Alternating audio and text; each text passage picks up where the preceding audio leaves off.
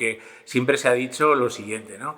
Estados Unidos inventa, China copia, Europa regula. Bueno, pues esto es un mito que se ha revelado con la emergencia de la inteligencia artificial, donde el país que más papers y que más invierte en I+D de inteligencia artificial es China.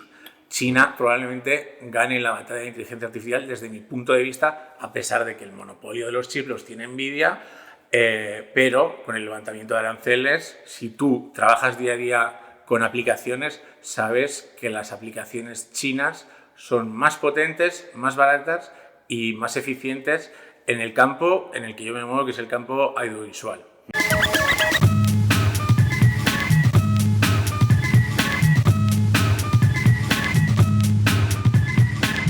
Bienvenidos a Como, el podcast de Antiayuda, otra vez desde Madrid, la ciudad donde venimos a hablar con gente. Esta vez nos acompaña de nuevo Eduardo Naudín, Grey Trash, editor, persona muy famosa por la inteligencia artificial, gran persona, zaragozano en Madrid, persona que tiene un gemelo y persona que García, el que lo difícil lo hace fácil, ayer me habló de él. Es una... ¿Qué mejor manera para describirte, no? Sí, bueno, soy doctor también. Eso, y eres doctor. Tú también eres doctor. Hombre. Saludos, doctores. Saludos, doctor. Sí, recientemente obtuve el PhD. Espera. También nos acompaña... Navarro. Navarro. Sí, ¿cómo está la vida de Fabio, de doctor? No quisiera yo molestar. No, a ver, déjeme que estoy acabando de saludar al doctor Naudín. Entonces, señor Navarro, espera un momento. Hola, buenas tardes. Como siempre, sí, nos acompaña Carlos Navarro. Eduardo Naudín, háblanos de tu tesis doctoral primero, ya que estabas ahí. ¿Doctor en qué? Doctor.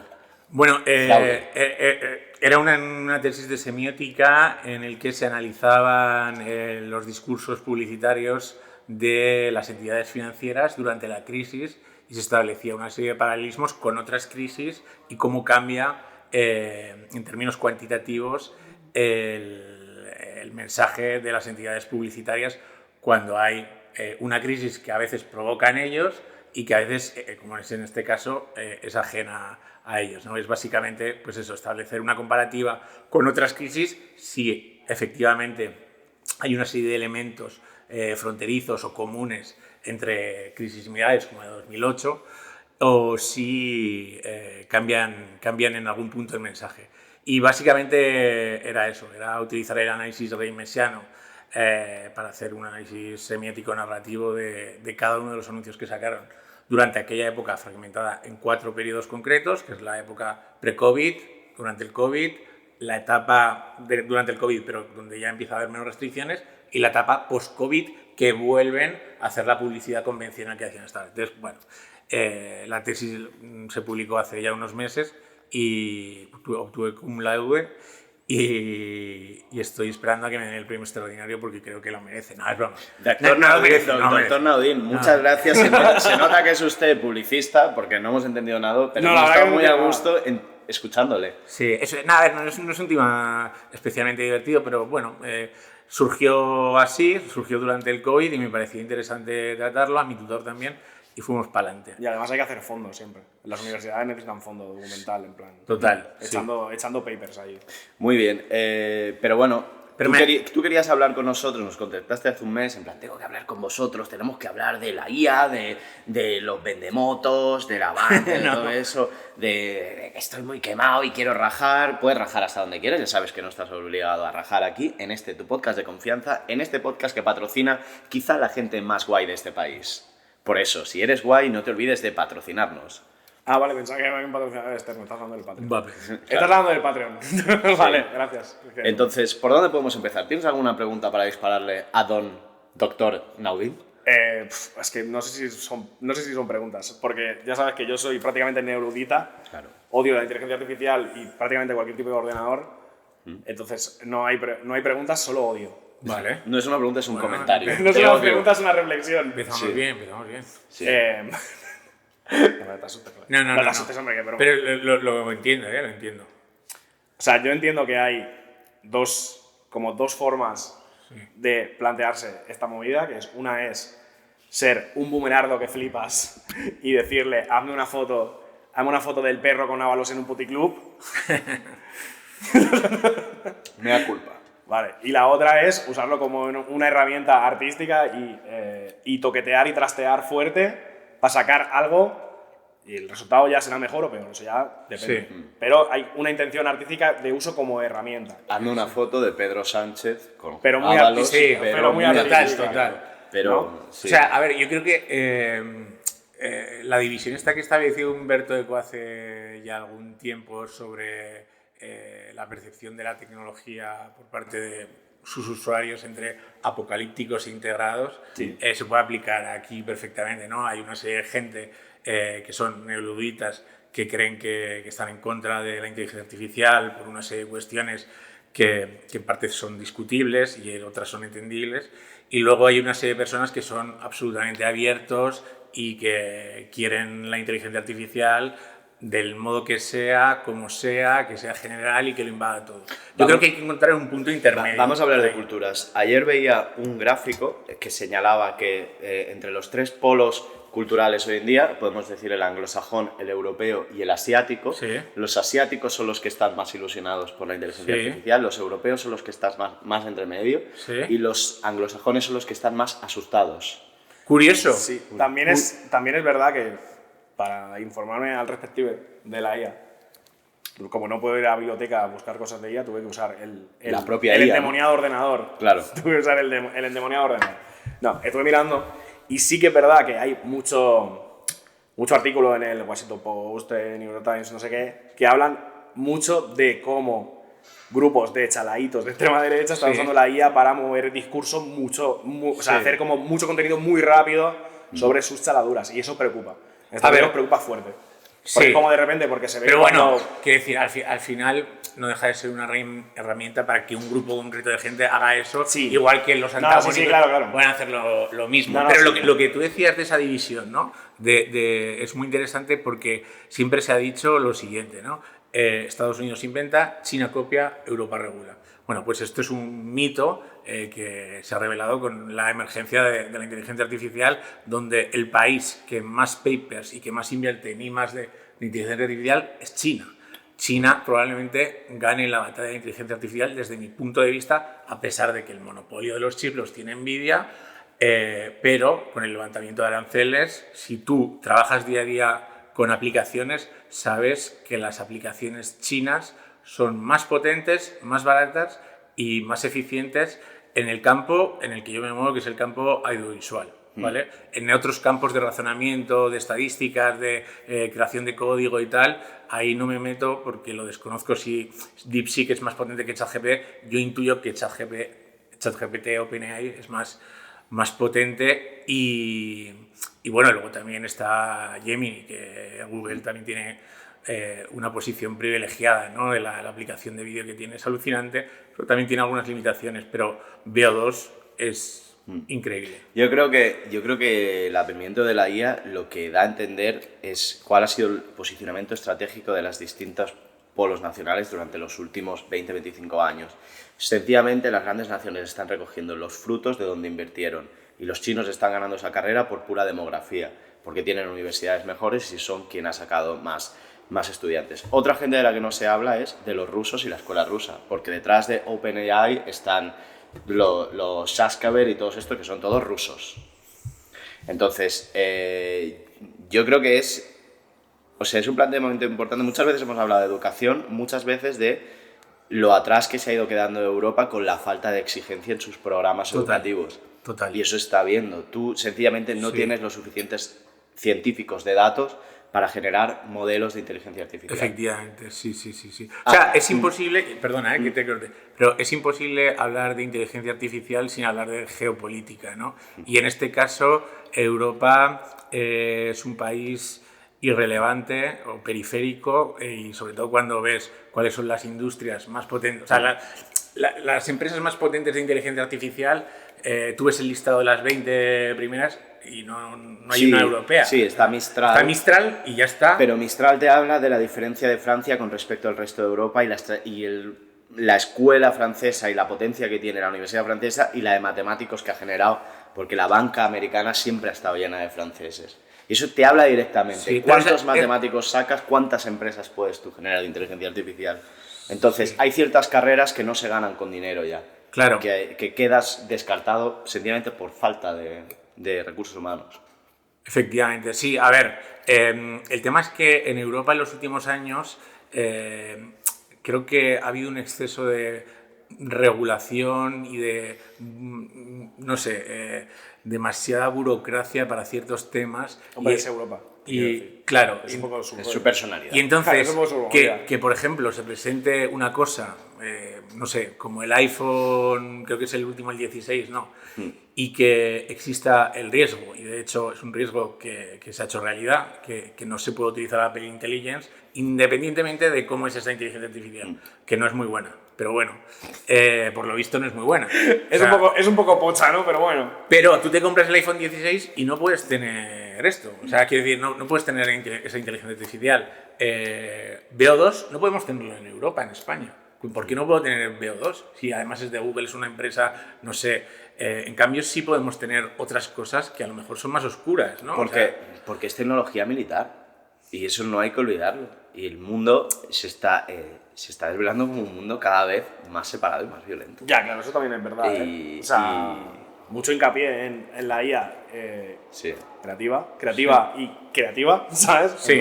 En todo eso, pero nadie está hablando de la otra IA. Sí. De la IA de la IA de los drones, ¿sabes? La IA de Big Bear, sí. de Palantir, Exacto. ¿no? De Anduril, claro, es la importante. Entonces sí, yo entiendo que, o sea, Europa va bastante tarde, pero Europa no va coja de expertos a la vez y saben que no puedes... Que Google es una empresa que trabaja para el Estado americano y siempre trabaja, pero tanto con Google, Microsoft y todas ellas. Sí. Entonces, hasta cierto límite tienes que marcar el perfil, aunque eso signifique quedarte atrás momentáneamente. Sí. Más en un mundo en que se descubre y dice, no, tus aliados americanos no son los que son. Otra vez, como podcast, tenía razón mucho antes de que Ursula von der Leyen se diera cuenta. Sí. Un día más. Pero yo creo en el resurgimiento de una Europa más fuerte, sinceramente, ¿eh? Y creo que tenemos la capacidad y sobre todo lo que hace falta es, no sé, o sea, creérselo y estar más unidos que nunca y ser más conscientes de que los franceses, alemanes, españoles, portugueses, italianos somos hermanos y juntos hemos construido la civilización occidental. Entonces, podemos construir el futuro y podemos combatir de la mano de quien sea al resto del mundo en términos no belicistas, sino en términos... Bueno, o intentar, yo creo que la posición inteligente europea debería ser combatir el discurso de que tenemos que combatir distintas regiones del mundo, que es esta separación regional que solo está llevándonos a una carrera armamentística y ya está. Sí, hombre, pero tampoco puedes decir no a la guerra y dices, bueno, no al rearme y tal, y dices, vale, o sea, ojalá, sí, muy bien, pero ¿qué haces después? Porque el otro día escuchaba a Ionel Belarra y decía, pero bueno, salirse de la OTAN, nosotros hemos estado de gratis en la OTAN. Esto lo dije yo en este podcast hace un mes y medio. ¿Sí? Literalmente, en plan, sí, exacto, es lo mismo, es en plan, sí, el de hay que salirse de la OTAN y no al rearme y no sé qué, vale, ¿y la alternativa cuál es? Claro, ojalá. ¿No tienes alternativa? Pues entonces plantea primero algo y luego si quieres te pones estupendo y te pones combativo con todo, pero hacer un corte loco así de no, venga, fuera todo el mundo y luego ¿y ahora qué? Es como, bueno, yo qué sé. A mí me parece de una infantilización de la política tremenda y de no tener altura de miras, es decir, no a la guerra, fuera de la OTAN. Evidentemente nadie quiere la guerra, ¿no? Pero en un contexto en el que, por ejemplo, Israel está masacrando al pueblo palestino, tienes que tomar posición, tienes que tomar partido como país, como continente. En un contexto en el que Rusia ha invadido Ucrania, tienes que tomar partido y tienes que hacerlo de manera conjunta. Y hay que tomar medidas. Pero esto de, bueno, es una guerra y todo se soluciona fuera de la OTAN, ¿y luego qué? ¿Dónde acabamos? No, pero dejadme romper una lanza por Ione Belarra, yo desde Adelante. aquí. Sí. A lo mejor salir de la OTAN no es algo tan loco. Cuando la OTAN tiene... Si el problema es ese. No, déjame acabar. Sí. Cuando la OTAN dentro de ti tienes que mantener... La OTAN no deja de ser la proyección del poder de Estados Unidos, sí. del poder de Estados Unidos. Y ya está. Entonces, si Estados Unidos decide que tú ya no eres su socio, a lo mejor tú te tienes que replantear la OTAN. No, Sí. no me parece tan extraño. Sí, ese no es el tema. O sea, el tema no es que se esté criticando la salida de la OTAN. Si la salida de la OTAN es la opción más lógica, de hecho. Pero plantearla sin ningún tipo de alternativa. Es en plan, una cosa es salida de la OTAN y punch, y otra cosa es salida de la OTAN y algún tipo de alternativa, plantear algún tipo de alternativa o nueva posibilidad o lo que sea. Aquí hay una cosa, ¿conocéis a Palmer Luckey? No. Palmer Luckey es el CEO de Anduril. Anduril, como ya sabéis, empresas que tienen nombres de cosas del Señor de los Anillos. El demonio. El demonio. Siempre. El demonio. Entonces, ¿Anduril qué era, por cierto? Anduril era la espada. Era la espada, muy bien. La espada Pues de una persona. Palmer Luckey es un personaje interesante del Silicon Valley. Es el inventor de las Oculus Rift, es un genio de Silicon Valley. Salió con 17 años, diseñó las gafas esas, se las compró Microsoft. Ya las tengo. Sí, tú las tienes. Las primeras. No, las Rift no, las Oculus Quest 2. Pues eres prácticamente un criminal de guerra. Eres un que lo criminal sepas. de guerra, que lo sepas, sí. Vale. Entonces, Palmer Luckey le vendió la empresa a Microsoft y él montó Anduril, que está dedicada a sistemas inteligentes de guerra. Es decir, sistemas de vigilancia de fronteras, drones, etc. Y él hace alrededor de 2 semanas hizo una TED Talk en que hablaba de cómo tiene que ser la guerra del futuro y hablaba de que el mundo pasa de un mundo con armas tontas a armas inteligentes y que intentar estar ciego a eso es un error. Sí. Porque el mundo no es un lugar sencillo en que todo el mundo diga, no, pues no hacemos armas inteligentes, que vamos hacia un escenario... ¿Tú estás que a vamos favor hacia del un... rearme? Sí, joder, Claro. pero si yo soy una persona totalmente belicista y lo sabe todo el mundo. Y además violenta. Claro, pero...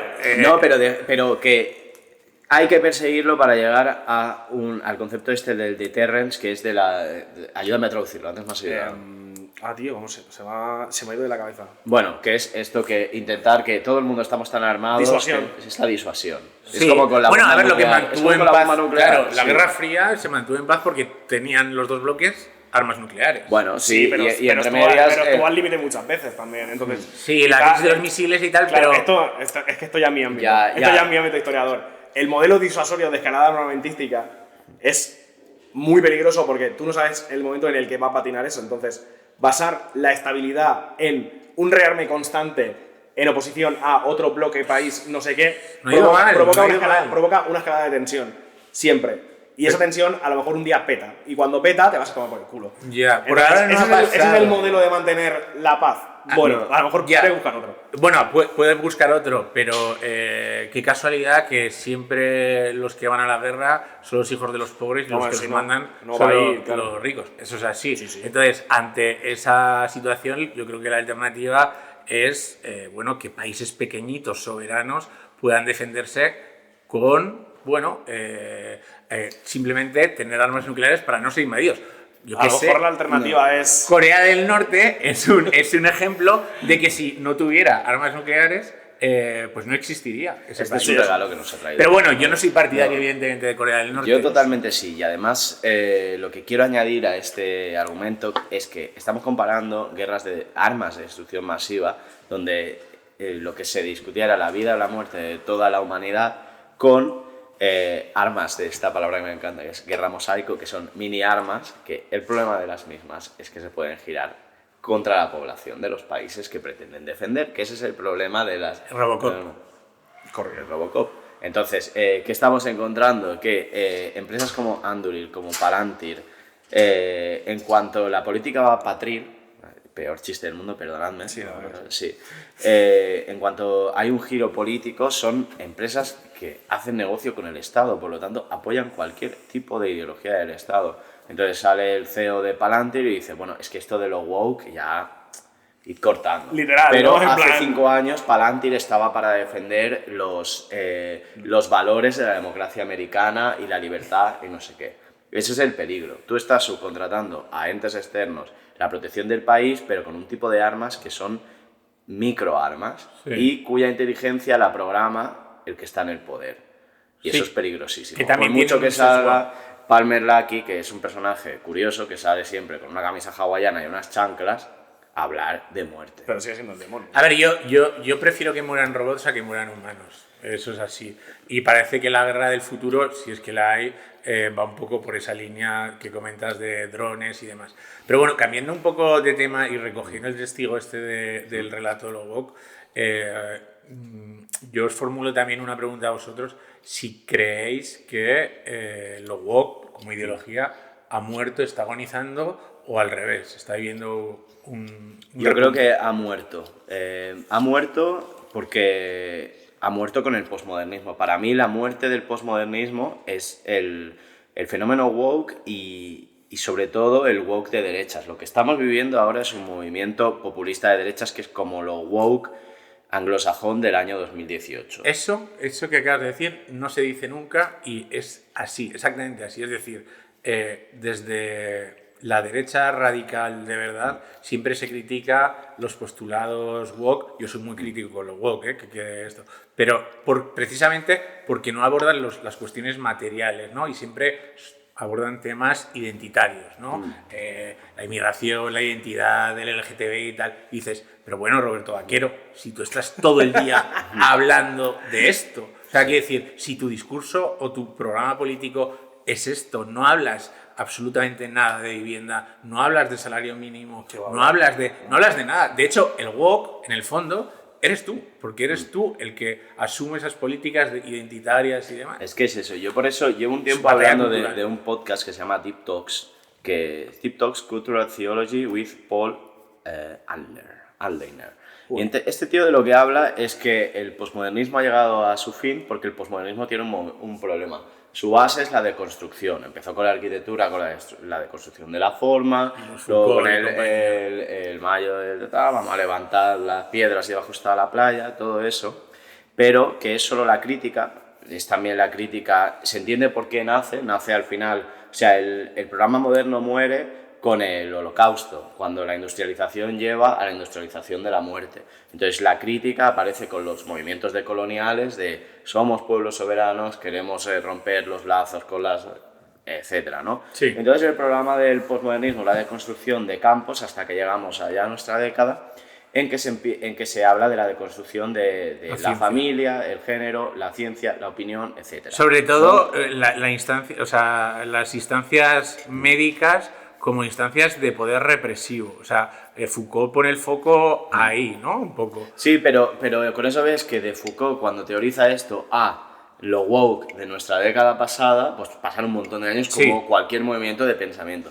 Entonces, para no alargarme... Y gastar por Preciados. Sí. O Despentes o tal. Sí, pero lo que habla es que lo que estamos entrando en el metamodernismo, que es la crítica de la posmodernidad. Es decir, lo que la gente se ha dado cuenta, y se ha dado cuenta muy fuertemente con lo woke, y está viéndolo ahora con este woke de derechas, es que lo woke destruye pero no construye. Entonces lo que viene es la metamodernidad, que recoge aquello de la modernidad que estaba bien, que era el tema de conceptos como la familia como núcleo de creación de poder, como conceptos que se han visto mal, ¿no? El hecho de que hemos destruido todas las estatuas, pero ya no hay nadie que podemos adorar, o todo ese tipo de cosas, y recoge todo lo positivo de lo posmodernismo, como fue principalmente el movimiento decolonial y el plantear las estructuras de poder que existían. Por eso, ¿por qué lo posmoderno llega al límite? Claro. Yo estoy muy de acuerdo con eso, pero haría como un pequeño matiz, y es que al final el posmodernismo ha llegado a su detonante final, y el movimiento woke pues ha sido como, un relato que estaba bajo ese paraguas y que ha ido cayendo, pero la alternativa a eso que está emergiendo es una alternativa que recoge los discursos tradicionalistas de René Guénon, de Julius Evola, de familia tradicional. O sea que al final eso es lo que está asumiendo no es una alternativa, eso es una respuesta violenta y un estertor. Es una reacción. Mundo que se acaba. Pero eso te indica un final, y puede ser un final violento, porque lo que tenía el movimiento woke de izquierdas es que durante un momento tuvo un poder simbólico, pero no tuvo poder real. Y el problema es que la ultraderecha, que ahora va por ahí haciendo discursos racistas como nunca, defendiendo un genocidio como se está defendiendo en Israel, blanqueándolo de manera estúpida, sí tiene poder real. Y ahora lo que nos estamos encontrando es con un mundo en que el poder real vuelve a ser verdad, que no todo es lo que tú eres capaz de transmitir. Claro, por eso a mí todos estos discursos de los woke como una cosa, como un movimiento, como una corriente... Hombre, no se le puede quitar entidad que lo ha sido y... O sea, no entidad, pero... O sea, no es que le quite entidad, pero a mí me parece que... O sea, llegados a este punto es una construcción que se ha hecho desde fuera. O sea, Lo woke, o sea, digamos, lo woke lo ha construido el señor mayor que no lo entiende y se queja, ¿sabes lo que quiero decir? No creo que sea verdad. No, lo woke O sea, lo ha yo creo que construido gente que ha construido un discurso... Sí, pero esa gente era consciente de que estaba creando algún tipo de movimiento. Por supuesto que sí. A ver, yo creo que es en parte un poco... O sea, yo creo que los dos tenéis razón porque si os fijáis bien, el movimiento woke, si analizamos, hacemos un diagnóstico de lo que ha sucedido en los últimos años, desde que las grandes multinacionales han asumido ese discurso, se han puesto la bandera LGTBI, se han puesto la bandera de no sé qué, que me parece estupendo que hagan eso, pero realmente a nivel de derechos, ¿qué ha pasado? O sea, quiero decir, cuando el feminismo ha crecido y bueno, y ha sido un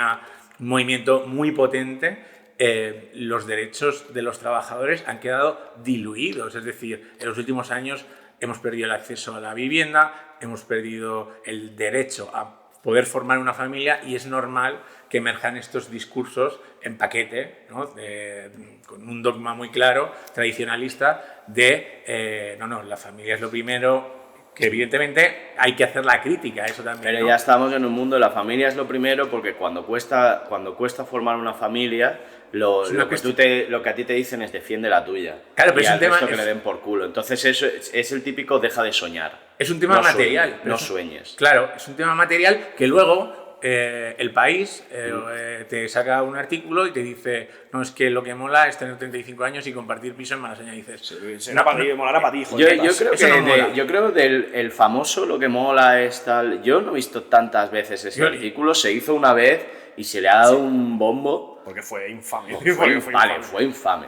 No, y se han hecho muchos artículos en esa línea, ¿eh? O sea, el apagón y no, eso no se ha hecho. Pero los humanos reconectamos con la naturaleza. Sal a la calle, ¿no? Pero está muy bien, o sea, yo creo que hay que defender los derechos de las minorías, evidentemente hay que defenderlos, pero en los últimos años nos hemos olvidado de cosas esenciales que tienen que ver con lo material. Pues sí, porque para una empresa es que el problema es que a mí me parece se llama la trampa de la diversidad. Sí, a mí me parece que ese tipo de discurso es peligroso porque es en plan... O sea, decir que todo esto está dejando de lado lo material es lo que decían en los 80 al movimiento democrático de mujeres, los del Partido Comunista, para no integrarlas. Era como, sí, vuestro rollo ya luego. Primero la lucha obrera y cuando la lucha obrera esté bien, vosotras venís para acá. Y no pasó nunca. No, yo creo que el problema ha estado por el otro lado, porque los postulados de aquello que se llama woke son muy fáciles de absorber por el capital. Es decir, defender a las mujeres en general, que es una tontería. O sea, cualquiera dice, es positivo. Si son las minorías, porque hay. Claro, pero no están de tu lado. Es una cosa accesoria. No, pero porque es fácil, sí, y porque son mercado. Porque cuando tú te conviertes en una empresa integradora, pues dices, pues los gays van a comprar lo que sea. Y porque es fácil, y las cuestiones materiales es más sencillo pasar de ellas. Y hay que mirar cuándo pasó esto, que es pues al salir de una crisis económica muy fuerte, que dice, bueno, pues las empresas, si somos el diablo, tenemos que defender cosas guays. Sí. Se inventan el tema de la cultura corporativa, todas esas mamarrachadas. Sí. Pero claro. Sostenibilidad, no sé qué. Pero incluso a nivel político, leyes de memoria histórica, o sea, quiero decir, son cosas que son importantes. Porque falta poder real para cambiar. Cuando el mundo material no lo puedes cambiar, te centras en la pantomima. Exacto. Y ahí lo que haces es fragmentar a tu pantomima. Pero no, o sea, quiero decir... Se ha dicho ley de memoria democrática y luego pantomima. No hay que hablar tanto ni de la guerra civil, respétame, ni de color, por favor. ni de... Respétame. Creo que hay que hablar de cosas que nos afectan, que es el tema de la vivienda, el tema de los derechos laborales de los trabajadores, el tema... O sea, creo que... el problema es pensarlo como dos elementos excluyentes, es que no son excluyentes. Para el gobierno sí son excluyentes. Para el gobierno sí. No lo son. En su política de comunicación sí. Y para los medios de comunicación también. No, yo creo que es para los medios de comunicación. El gobierno comunica, pero está claro que es el medio de comunicación el que selecciona de todo lo que dice el gobierno lo que se reproduce o no se reproduce. Y depende de la cuerda del diario que veas, parece que el gobierno solo esté hablando de el tema que sea Pero luego, cuando Claro, el Ministerio de Trabajo sube SMI, y demuestra el que el SMI consistentemente se puede subir, porque estamos en un país mucho más caro de lo que pensamos. pero ¿cuánto lo ha subido el SMI? 0,5, ¿no? Bueno, pero que ¿cuánto luego, más? Pero es que luego le sumas la carga impositiva. Pero la M significa mínimo, tampoco. Claro, pero ¿qué quiere decir? Que al final, entre la inflación, la carga impositiva y el SMI, realmente se ha mantenido neutro. O sea, quiero decir, que sí, pero te en un venden escenario una cosa... con una inflación tan bestia, hay que ser valiente para mantener el SMI neutro. O sea, porque de lo contrario, la gente más pobre pierde valor adquisitivo más en un escenario donde las cosas verdaderamente importantes, especialmente la vivienda, se han disparado mucho más allá que la inflación natural. Pero ¿por qué no hay una política...? Bueno, la cámara lleva un rato sin grabar. O sea, yo estoy grabando el audio. Vale, me había asustado, tío, joder. Ay, no salimos en el... No sé cuándo se ha parado, pero pondremos una foto del otro una lado. foto, no sé, no he pensado, ¿no? Si quieres le doy a grabar. No pasa nada. No, ya está. sé, Es que me acabo de dar cuenta ahora. O sea, nunca va a salir este podcast. Sí, el audio está grabando el audio. Tío, que esto es un podcast cutre, no es Telefónica, ¿sabes? Vale, no es el 20 años este que grabas. ¿Por qué estamos hablando de los walkie ahora? Oye, ¿puedo ir al baño un segundo? Claro. Vamos a hablar de un tema, tú que no eres madrileño. Vale. Yo llevo estos días teorizando que Madrid es literal y como mucho irónico. Pero no es postirónico. En Madrid las cosas... ¿Cómo has dicho, Elena? Por favor. No me acuerdo. Sí, has dicho que hilan... Puntadas sin hilo. Sí, que dan puntadas con hilo, ¿no? No es que den puntadas sin hilo. Puntadas sin hilo. Las cosas, la gente va... Si hay una simpatía, la gente es como de puta madre. Hola, ¿qué tal te ha ido el día? No sé qué. Ni una pizca de maldad. Sí, yo estoy de acuerdo. O sea, Madrid es una ciudad muy acogedora. Yo lo he sentido así desde el primer día porque aquí al final piensa que todo el mundo viene del resto de puntos de España. Pero no le falta veneno. Con Entonces, eso yo quiero decir que es literal, como, hey, ¿qué tal te ha ido el día? No sé qué tal. Sí, y luego de hacer Demasiado planes buen con gente rollo. que conoces muy poco y de repente te vas de... Hay bastante buen rollo. Qué asco, ¿no? Es una ciudad... En cambio, Barcelona... Lo estaba pensando, digo. Barcelona, según me han comentado, es una ciudad más hostil, Sí, sobre todo en Sí. términos de que los grupos son más endogámicos. Efectivamente. Sí. Es muy... Pero varias experiencias de gente que se ha ido a trabajar ahí. No, que nosotros que somos de allí, que somos de allí. Y que Sí, entrar en un totalmente. grupo es como Imposible. ¿no? No En se un grupo puede. de- Si no viene referenciado por otra persona, imposible. Y no por una, por varias, tiempos, se te pone a prueba, se raja de Se te ti. pone Ya a prueba. entrar en un grupo de WhatsApp es casi un matrimonio, Mira, o sea, es para toda la vida, sí. pero... Es curioso eso, ¿eh? Yo solo yo que soy una persona que he salido mucho por lo que sea, Sí. solo se aceptó a una persona de la nada una vez y porque vino con bandejón de chupitos por delante Vale. y fue como, tú entras. Vale. Y vino el pavo en plan, oye, Vale, que vengo es- con unos chupitos porque me quiero enrollar con tu amiga, Vale, bueno. Sí. entonces voy a estar aquí con vosotros. Poco chocas eso, ¿Os parece ¿eh? a todos Sí, bien? Y fue cancelado. como, sí. No, pero si eran para mí los chupitos. Ya. Que es peor incluso porque me estaba intentando sobornar a mí como para enrollarse con mi amiga, bueno, en fin. Pero... Un chaval muy majo el chaval. Carlos Padial tiene algunas teorías de Barcelona, como por ejemplo el tema de los ojos locos. Todo Dios se conoce, la ciudad es más pequeña que todo Dios se conoce, entonces la gente se mira, pero porque no te quieren saludar. En Barcelona da un palo saludar. Es que- un hola vale. Es que da un palo 50 saludar. pavos. Y luego, la escena cultural en muchos casos emerge de ahí, pero luego se traslada Se a baja, Madrid. sí. Sí, Y Madrid se viene hay a ejemplos Argentina. paradigmáticos, como el festival creo que era es en primavera, ¿no? Sí, El que- pero en primavera no es un Ya. buen ejemplo. Bueno, pero es un ejemplo No de un buen cómo al ejemplo. final Madrid es catalizadora de todas esas... Pero lo de Sí, primavera pero fue una vale, cuestión prácticamente, pero bueno, prácticamente del chiflado ese que tienen de pero- director que dijo, no, pues ahora me voy a Madrid porque estoy enfadado con Barcelona, porque me quieren cobrar de más. Vino aquí, se comió una mierda y dijo, bueno, pues volvemos a Barcelona, Pero chavales. Barcelona Gracias. no da la sensación de que antes era más influyente en términos culturales que lo que es hoy en 2025. Sí, porque Barcelona se ha convertido en una ciudad paleta por dos cosas. Uno, el independentismo. Dos, Ada Colau. Vale. Y esto suena acuñado, pero es así. El independentismo tiene un problema. Hombre, el liberalismo es evidente, eso es una cosa El evidente. tú ríete, pero es así. Perdón, es que ha sido como... Sí. Ha caído como una piedra. Pero es que lo tengo. El independentismo tiene un problema, ¿vale? Tú tienes sueños de ser una nación, perfecto. ¿Quieres defender el catalán? Perfecto. Pero tiende al provincianismo. Entonces, ¿qué tiendes? A subvencionar productos culturales hechos en catalán donde solo importa ser en catalán y entonces tiendes a la mediocridad. Eso sí. Vale, ahí Entonces, ¿qué haces luego cuando te triunfa una Rosalía y dices, sí, era catalana? Hace una canción, la de Inés y tal, vale, Rosalía fue catalana cuando triunfó, no antes. Y luego cualquier mindundi que mezcla castellano, catalán y un trap pocho es lo mejor del mundo. Ese es el problema número 1. El número 2 fue Ada Colau, que quiso transformar Barcelona en un pueblo. Y entonces, donde quiso cerrar todas las discotecas y convertir todas las plazas de barrio a hacer batucadas y mierdas. Y ahora se está revirtiendo. Y en eso se nota el ayuntamiento Collboni, que Collboni, bueno, memes como siempre, como Barcelona y los memes de los alcaldes es normal, pero ya se ve un discurso diferente a que una ciudad grande a lo mejor tiene que tener sitios de fiesta, sitios de música, porque llega a pasar 4 años más de colauismo y no queda ni un sitio de fiesta en la ciudad. Sobre todo de música, salas de conciertos está siendo dramático eso, pero sí que vale, pues es el tema que porque es verdad que pues viene Don PSOE y te pone una alcaldesa de noche. Pues eso es un cambio. Claro. 4 años más de hippies y lo que tendría sería batucadas todo el rato. Claro. Creo que no estaba en el proyecto político de Ada Colau meter batucadas todas las noches. Creo. Si no lo estaba, no sé por qué no las dejábamos de ver. Eso y el swing de los cojones en la Plaza del Sol. Pero lo del swing creo que fue una cosa que coincidió temporalmente. Yo no creo que Ada Colau llevara las batucadas y el swing por bandera. Pero yo iba a Barcelona y siempre tenía la sensación de que era una ciudad que está montada para el turismo y que incluso los carteles de fuera y tal, y como que era un tanto excluyente. Yo tuve una novia que estuvo haciendo un máster ahí, iba a visitarla de vez en cuando, y era prácticamente imposible en aquella época, cuando la diada estaba muy arriba y el independentismo estaba, cuando se daban abrazos la CUP y Artur Mas.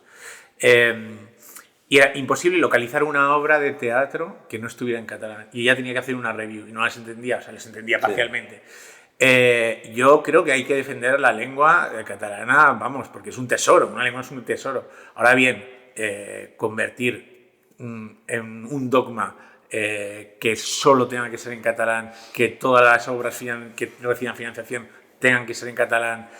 No sé si es cierto esto, lo de los rótulos en catalán. Bueno, eso sí, y eso es lo de menos. Eso es la normalización de una lengua aquí. Con el tema cultural yo tengo una cosa. Este podcast, si nosotros estuviéramos en Madrid, tendría más soporte que el que tiene, que en Cataluña es, primero, menos audiencia que en el resto de España. Segundo, un interés nulo por lo que hacemos. ¿Y por qué? Porque se ha hecho en castellano. Claro. Y es así. Sí, y en el tema del teatro es escandaloso. Es que todo el teatro está... o sea, no todo el teatro, pero no podía. Ella no podía. Hay una... Sí, porque el teatro es fuertemente subvencionado, entonces todo en catalán. Entonces, eso es positivo, ya te digo. Ha ayudado... Puedes ver cosas positivas. Ha nacido una industria catalana de comedia muy pujante, con cómicos muy buenos. Pero la comedia tiene una cosa, que es que como el público al final es el que ríe, el filtro lo hace el público. En otros ámbitos, como es el teatro o la música, si quien paga es siempre la Generalitat, creas un mini cultivo de productos mediocres que se consumen porque hay un montón de ayuntamientos que contratan grupos cutres en fiestas mayores o por lo que sea. Sí. Y sí. Entonces ha funcionado en un ámbito y ha fallado en otro. No es un modelo nuevo tampoco. No, es el modelo de las autonomías, pero llevado a una autonomía con una lengua que comparte solo con Baleares y con Valencia y con una población bastante importante que crea este minimundo. Pero Barcelona es un sitio donde están aún todas las grandes editoriales. ¿Por qué? Porque los años 60 era el centro de las lenguas españolas. Entonces, ¿cómo puede ser Barcelona tan irrelevante ahora? Yo de todo eso no tengo idea. Y siempre ha tenido una escuela humorística. El otro día veía un documental del atentado contra el Papus, la revista esta, y que, por cierto, no sé si conocéis el expediente Royuela, es una locura. Es un poco extenso, pero básicamente acusa a jueces y fiscales de cometer asesinatos, en fin, y fue él uno de los que estaban implicados en ese bombazo que mató a una persona. Sí, mató al segurata. Sí, y el Papus era hijo de su tiempo, era rollo el jueves y tal. Satírica de humor, como tantas otras, como Hermano Lobo, como El Temeo y como... Sí, claro, y en Barcelona ha habido una escena siempre, cómica y cultural muy, muy, muy fuerte, pero en los últimos años como que creo que se ha ido diluyendo o se ha ido trasladando a Madrid.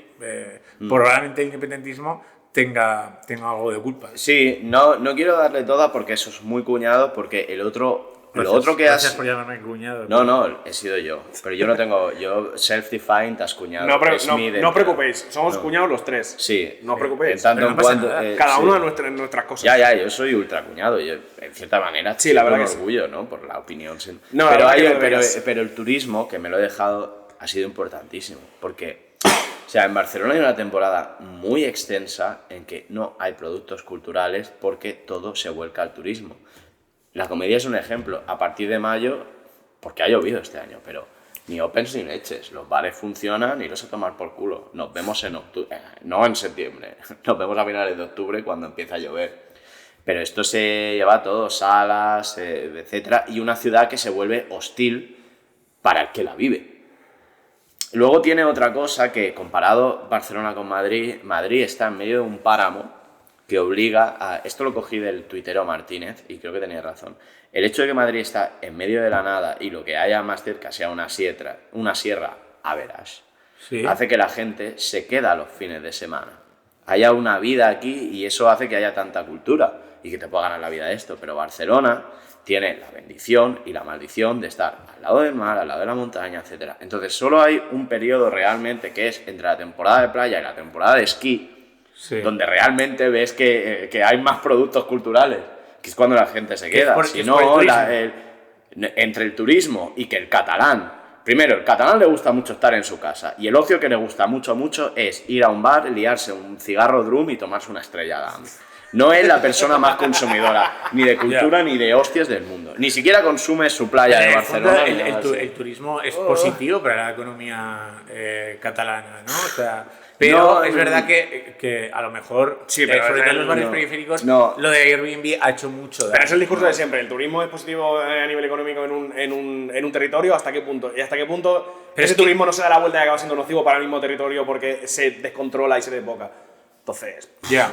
¿es beneficioso? Sí, claro. Es un gran porcentaje del PIB de Cataluña y de España y lo que tú quieras. ¿Es beneficioso para la gente que vive allí? Pues no. No, genera actividad, pero el problema es que la gente viaja a Barcelona para ver monumentos, pero no por su escena cultural, porque tampoco es tan grande. Barcelona, cuando tú miras los museos que tiene, no hay un museo, uno que digas de nivel mundial. No hay nada parecido al Prado, pero ni de leche. No. Porque el Museo Picasso, que es de lo mejor que hay, es... Las Men- mejores obras de el Picasso Menac. no están ahí. El MENAC. Vale, y el MENAC, pues es un Eso sí museo, conoce mundialmente. un museo No. provincial como cualquiera, grande, en un sitio bonito, etc. Ya. Entonces la gente va, toma cerveza... Y mira que ha monumentos, dado grandes artistas. Sí, pero buena parte de la arquitectura, entonces toda la obra de Gaudí la ves y de los otros modernistas, del Mucunillo, etcétera, pero no, la gente no es como ir a Nueva York, ir a Broadway o Madrid. Al Rey con León. al Rey León. Claro, yo, mira. No tenemos un Rey León, es verdad. Claro, pero yo sé por dónde vas de lo del Rey León y es verdad que a mí, yo recientemente estuve en Londres y nunca había estado, bueno, estuve por trabajo, pero en un día, y me sorprendió la escena teatral y además, A ver, claro, la escena teatral que hay en Londres, estuve en Nueva York también y también, bueno, pues era un poco más, digamos, hollywoodiense en el sentido de espectacular, ¿no? De Spiderman, Rey León, no sé qué tal. Aquí en Madrid también se explota ese tipo de fenómenos. El Rey León, recordemos que lleva 10 años en cartelera y tal. Pero, claro, en Londres son obras suyas. Hacen Shakespeare, cogen actores de Succession, hacen Oliver Twist. Es una calle magnífica donde están orgullosos de su legado cultural, ¿no? Y lo expresan de esa manera. El teatro en Londres es, vamos, como la esencia de la propia ciudad. A mí me fastidió mucho porque yo quería ir, pero claro, había que reservar con meses de antelación y demás. Y aquí en España tenemos a López de Vega, tenemos grandes escritores, pero no se fomenta tampoco la cultura. Hostia, Porque en Madrid a ver, sí. En Sí, en los Madrid teatros sí, están pero- llenando, pero- tío. En Madrid pero- un poco más, pero no tanto. Pero lo que llena entradas es lo que es el Rey León. musicales. O sea, O sea, es pero lo bueno, que- pero se pero hace eso- más Aquí hay que en una cantidad de Barcelona. musical que se te va la olla, tío. Se hace más que en Barcelona. Muchísimo musical. Sí. Y de hecho, todo lo que más te llega normalmente es musicales. El resto de bares de teatro te va llegando alguna vez en cuando y tú dices, hostia, mira esto que tal, que han cogido a no sé quién. Pero lo que más te comes, donde más publi se mete y lo que más se te Musical. echa a la cara es El musical de no sé qué, el musical del Rey León, el musical de Aladín. Sí, sí. O el Mago Pop, ¿sabes? O sea, ahora en noviembre va a empezar Los Mago Pop es Miserables. teatro, Y así. Pero es normal, en Netflix no pasa En nada. Netflix del siglo XIX. No pasa nada. Pero Son tú- consumo de más Pero asómate a la calle de los teatros de Londres y dices, hostia, esto es otra cosa. Se juega más. Y además habla de un país que tiene un orgullo propio, que es consciente de su historia, de su cultura. No sé, creo que eso A sí. mí, Bueno, a mí me molaría que lo petara la No sé, zarzuela. yo es que a mí me encantan las novelas estas dickensianas y soy ajeno a esa cultura. Ya, Shakespeare y tal, pero a lo mejor eres ajeno a esa cultura por un tema más de colonialismo cultural y no de que no exista en tu país y la ciudad en la que vive ese tipo de teatro que está y que lo puedes encontrar. ¿No? Yo creo que sí que hay, y lo que pasa es que lo hay en Madrid, pero Barcelona... en Barcelona también hay el problema de que parece imposible hacer una obra sin que sea una crítica de la obra, en plan, que no sea una reversión de Fortunata y Jacinta. Hazla y punto. Ya. ¿Sabes? No hagas una una representación cosa- de una obra clásica cuesta. Yo es que no Y tengo ganas. dices, pues hazla ya. Que vamos a ir a... Si yo lo estoy diciendo, que yo no soy una persona metida en el teatro, eso debe ser algo, un sentir popular de la gente que consume teatro mucho. Y se va a empezar a ver. Ya está.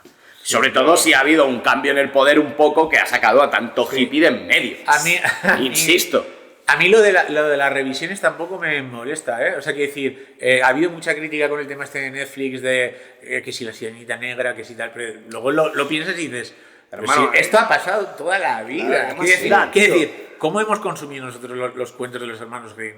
Los cuentos de los hermanos Grimm eran verdaderas atrocidades. Claro, ¿no te has leído el que matan a no sé quién y si lo nadie, ponen? No, hombre. nadie dijo nada y no pasa nada. ¿Y qué pasa si es negra? No pasa absolutamente nada. ¿Y qué pasa si es lesbiana? O sea, no pasa nada. Yo creo que La línea. yo creo que enriquece, ¿sabes? O sea, los relatos evolucionan y además se mimetizan con Yo creo que- con el espíritu de época. Yo creo que ni siquiera es tan importante al final. O sea, al final es una cuestión accesoria. No, yo solo pido Siempre que... es lo malo es pero cuando que haya te alguna vez... cancelan obras del pasado, como está pasando. Eso es lo malo, ¿sabes? Aquí yo personalmente yo creo que la cultura de la cancelación es un cuento. Bueno, es un cuento. No, Ya no lo es. digo, la de cultura Dickens. De Dickens, ¿no? No, para mí la cultura de la cancelación es un cuento, porque que tengas 200 personas quejándose y un CEO timorato te quita un contrato. Eso no es cultura de la cancelación. Cultura de la cancelación es cuando abogados cristianos te meten una querella y te tiras 2 años dejando pasta y pleitos para que no te intruyen. Eso es cultura de la cancelación. Ya, sí. No eso que alguien se queje y una persona de una multinacional de repente diga, uy, no, pues mejor nos vamos de aquí porque está causando revuelo. Sí. Bueno, a ver, Yo lo siento mucho. Yo hablo soy de este parecer.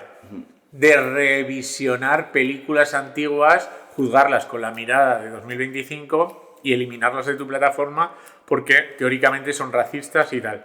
Eso a mí me parece a mí me parece un error porque no sé, Es además una chorrada, es una chorrada. Pero eso tiene que ver más con... Mira, vamos a intentar volver un poco a Internet, ¿no? Eso tiene más que ver con el Internet 3.0 de los cotos privados. O sea, esto a ti te pasa porque si tu Internet lo conviertes en un montón de plataformas, pues ahí mandan 4. Claro. Y el dictadorcillo de turno que se te meta, que durante unos años han sido 4 tías con los pelos de colores y escandalizadas por todas, y ahora son 4 fascistas que de repente... No. Con el pelo blanco Con el pelo y escandalizados, con el pero por pelo otras blanco cosas. y escandalizados por otras cosas, pues de repente salen unos, entran otros, pero ese es el problema del acceso a la cultura. sí. Entonces, Hay hay que romper la plataforma. Hombre, tío. yo como- Y para eso está el arte IA, créalo tú. ¿Te molesta? Pues tira. Yo como Bueno. gran disfrutón de películas de propaganda nazi. Claro. Porque son muy graciosas. Yo también. Es que son increíbles. Yo también. El film El de judío los errante, nazis, el judío ¿cuál es? El errante. juego grande, el flecha Quex. Me encanta esa película, me encanta. Guapísimo. Está tan guapísimo, tío. Es como... Es un poco que te lo ponen tan fácil, o sea, te lo ponen en plan, mira, esto es un judío y es malo. pero ¿cuál? ¿vale? En plan, aquí, este es el malo en la peli, 1 hora y media. Pero ¿cuál es el Increíble. Netflix de los flats? ¿Flixolé? ¿O qué? No, tío, por favor. Rakuten. Porque pone Olé en el nombre, ¿no? Sí, no, yo sí. Cataluña. Debe haber algún tipo de plataforma que hizo un chiflado trampista Sí. cuando lo echaron de Netflix, porque todas funcionan así. O sea, en plan, hacen como el espejo cuando los echan de un lado. Entonces, Sí. pues habrá algún tipo de Netflix facha donde solo está Alex Jones Bueno, Alex Jones, es el Netflix de fachas. Claro. Bueno, Infowars. y el tipo este que fue asesor de Trump, que creó... Steve Bannon. que por cierto es un tipo malísimo creando propaganda. O sea, quiero decir, ha organizado todo esto y tal, pero el documental este que hizo de Trump y los vídeos que hace son mega cutres, mega Es que es explícitos. verdad. Oiga, amigo, una pregunta Malísimo. sobre ti. ¿Tú has hecho alguna vez propaganda política? ¿Has Eh, trabajado alguna campaña? No, pero siempre me ha gustado. O sea, es un ámbito en el que me encantaría trabajar porque de hecho Es el demonio, escribí un artículo ¿Cómo le gusta el dinero? que se publicó en una revista importante y lo presenté en un congreso en Roma En la revista del PSOE. sobre En la revista del PSOE. En el dominical del país, ¿no? propaganda discursiva en los dibujos norcoreanos. Vale. Y es un tema, a mí el tema de la comunicación política que siempre me ha encantado. O sea, en una agencia en la que trabajaba llevaba la comunicación del PP. Una comunicación que hicieron nefasta y tal. Pero siempre una comunicación nefasta. el PP No creo. en aquel momento sí. Sí, no como Ahora ahora, es que está irónico, siendo, ¿no? no como ahora que está siendo increíble. Su ¿no? mejor época era cuando Mariano Rajoy era cómico de stand. Pero, ¿Han subido el precio de los chuches? Sí. La verdad que sí. pero sí, es un ámbito que me mola, la verdad. Mira, me gusta que hayamos pegado esta deriva. ¿Tú has estado al tanto de los vídeos del PP que está haciendo ahora con IA, el de Ábalos, la isla de las corrupciones, Lo todo he esto? visto, Sí. ¿Qué onda? ¿Qué tal? Sí, sí, ¿Tú ¿se como te ha llamado expertise, para eso? como No. experto? O sea, tú como experto, ¿qué tal? A mí Quiero un pa- análisis, o sea, luego rajo yo si quieres, pero yo quiero un A mí análisis. me parece cutre a todos los niveles. Me parece cutre en términos estéticos, me parece cutre en términos de guión conceptual. Y en cambio, el vídeo que subió Trump sobre Gaza directamente no es que me parezca cutre, sino que me parece cruel, despiadado, falto de empatía, psicopático. Sí, claro. Me parece asqueroso lo que hizo este señor de subir ese vídeo donde veías una Gaza que era un centro comercial gigante y tal, en un contexto en el que estaban literalmente el día de antes bombardeando y masacrando zonas civiles, niños muertos, etc. Eso me parece lo del PP cutre. Lo que hace Trump me parece cutre y terrorífico. ¿No te parece que la IA, esto es una teoría que ya he soltado yo, que es la vanguardia artística de la ultraderecha? Es tiempo. Es una buena pregunta. Sí, a ver, Bueno, a ver, bueno, esto va un poco para ti porque te dedicas a ello. Sí, bueno, a ver, la vanguardia artística del fascismo fue el futurismo, Sí, ¿no? De por eso defendía yo. Fue el futurismo, pero la inteligencia artificial es la vanguardia de la que después, más que una vanguardia, va a ser un movimiento como si fuera el impresionismo o el postimpresionismo o una nueva vanguardia 2.0 de la que se ramificarán pues, estilos pictóricos nuevos o algunos deudores de los que ya hay. ¿Que la usa más la ultraderecha? Probablemente la use más la ultraderecha, pero como decía Pablo Iglesias, en 2025... Dame dinero. ¿no? A diferencia de los 90, tus herramientas para hacer combate político no son un spray y hacer grafitis y tal, sino saber manejar un crowdfunding. saber manejar CapCut y saber manejar las herramientas de inteligencia artificial. Evidentemente, sí, está Entonces, eso cuando yo se escuchaba a Pablo Iglesias dije, joder, qué reflexión tan interesante, porque en el fondo es verdad, estamos viviendo en un mundo en el que si tú quieres que tu mensaje político llegue a alguien, tienes que ponerte las pilas en edición. En el mundo digital. Y creo que la extrema derecha, la llamada extrema derecha, ahí está ganando la batalla cultural claramente. Sí. Claramente. Aún hablando de la famosa batalla cultural. Claramente. Otro camelo. Por ella lo he puesto así entre No, comillas, pero es verdad, ellos aún, el hecho de poder mantener aún lo de la batalla cultural cuando ellos la han estado dando todo el tiempo. A mí me mola mucho porque a veces da la sensación que la batalla cultural es una batalla que solo están peleando ellos y tampoco están ganando mucho. O sea, es como el concepto de batalla cultural es una batalla donde están ellos solos peleando contra algo y no están ganando. No, hombre. Y están como da la sensación de que no hay respuesta. no están ganando o no están como... Pero ¿cuál es la victoria de la batalla cultural? No es ninguna victoria. Ya, pero me refiero, tú estás peleando tú solo contra algo que no te da respuesta. que no está ganando aplastantemente porque Bueno, porque tú necesitas un enemigo aunque sea simbólico. Ya, pero que más de gracia ese rollo de como que siempre van como cautos, ¿no? En plan de, no, porque ellos tienen los medios. Pero yo aquí discrepo porque, si os fijáis, por lo menos en el caso de España, que puede ser un caso paradigmático, lo que se llaman leftubers o youtubers de izquierda relevantes, pues no hay muchos. Yo, por ejemplo, sigo un canal que se llama No Obstante, que es de Aime Román, que es muy buena. Es una tía que comunica muy bien, que sabe mucho, pero... No sabe sintetizar. Pero no, se extiende... Pero es una tía muy lista y con mucha capacidad de conectar con el público, de alcance y agilidad mental, desde mi punto de vista. Pero más allá de eso... No hay, no hay nada. El problema no es Jaime, en la derecha hay un montón y a lo mejor la respuesta a esto que estamos hablando es que el mainstream, es decir, los medios de comunicación, pues suelen ser más tendentes a posturas del PSOE, del gobierno y también los comunicadores. Yo lo que noto entre los comunicadores de izquierdas es que su sueño es acabar apareciendo en La Sexta. Vale, pero porque es dinero fijo. Eso es lo que sueñan en Don PSOE y no creen en un Jordi Wild, que yo no creo que sea un comunicador de ultraderecha ni nada así, pero que tuvo muy claro que dijo, no, si es que yo me puedo ganar la vida de esto solo, yo no necesito aparecer no me necesito un programa de nada. Y hay, y recordemos que los medios viven de las subvenciones gubernamentales. No hay ningún medio que no viva de las subvenciones gubernamentales. Y no solo hablo del gobierno central, sino que hablo de las comunidades autónomas. O sea, Libertad Digital, por ejemplo, Federico Jiménez Los Santos sería de Vox si Ayuso no le hubiera cuatriplicado el dinero que le pone en su... Lo que quiero decir es que los comunicadores de izquierdas, sea cual sea donde se sitúen en el espectro, no son capaces de soñar en un mundo distinto. Que tiene que ver con aquello que decía Zizek, ¿no? Que el problema es cae el muro de Berlín, ¿no? Se acaba la historia y de repente somos incapaces de soñar en el fin del capitalismo. Fukuyama al fin de la historia, ¿no? Sí, claro. Vaya tonto Fukuyama otra vez. Entonces es lo mismo. Ves algunos, el posicionamiento de Pablo Iglesias cuando dice voy a hacer Red TV es el único que dice no, yo lo voy a hacer y veréis que se puede hacer. Facu Díaz es otro. Por cierto, nada gracioso ese tío, o sea... es un tío majo, pero no tiene... se enfada, pero sí. No tiene nada de gracia, fijaos, o sea, nada de gracia. Estás viéndole y dices, oye, pero en serio, eres majo, eres buen chaval, me caes bien, pero es que no haces nada de gracia, o sea, pues cállate, ¿no? O sea... Yo creo que tiene buenos remates. ¿Sí? Me parece que lo que hace el otro, el murciano, ese sí que era gracioso. Claro, el gracioso es el murciano, ¿no? Siempre el murciano. Sí. Pero vamos, Facu Díaz.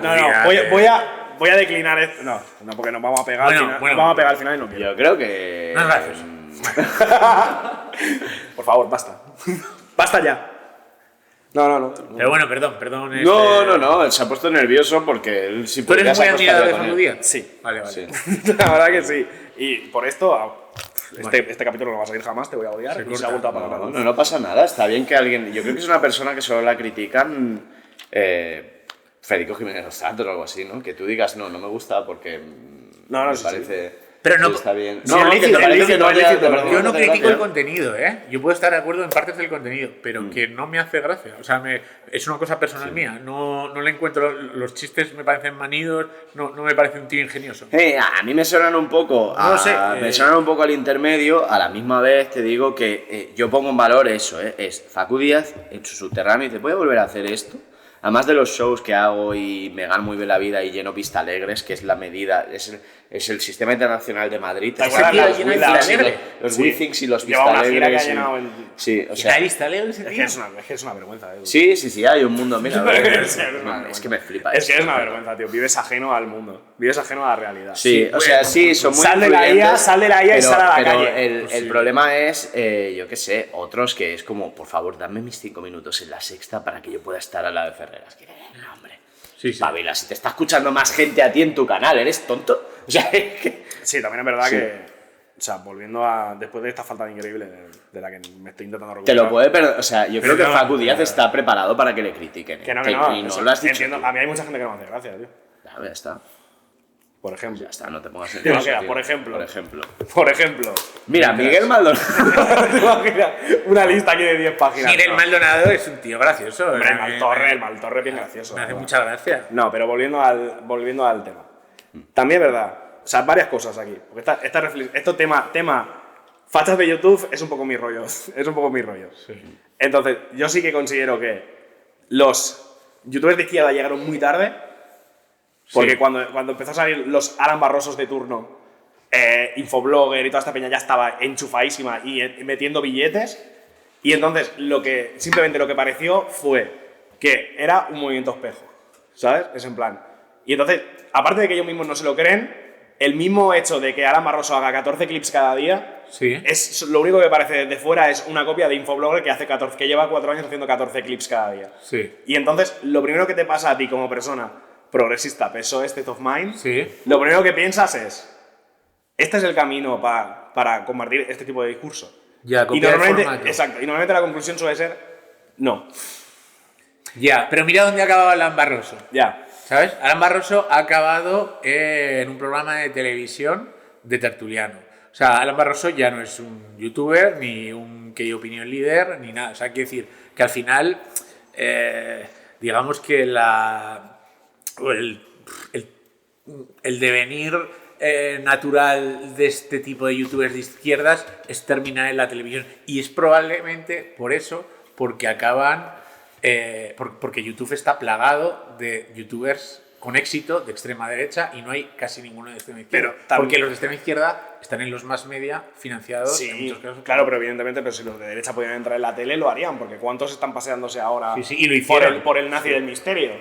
¿Sabes? Bueno, ese es el único. Claro. Esa es la excepción. Claro, exacto, pero por eso, porque es el único sitio donde les dejan ir y ¿cuántos están pasando por ahí? Todos. Todos. El otro día estaba Eso es verdad. Claro, el otro día estaba Infoblogger allí diciéndole que muchas gracias, Iker, porque eres el único que nos da voz en los medios comprados por... Vete a saber quién, ¿sabes? Sí. Entonces, bueno, y Infoblogger también es otro tío que dices, este pavo es insufrible. El que es lamentable es VisualPolitik, ¿no?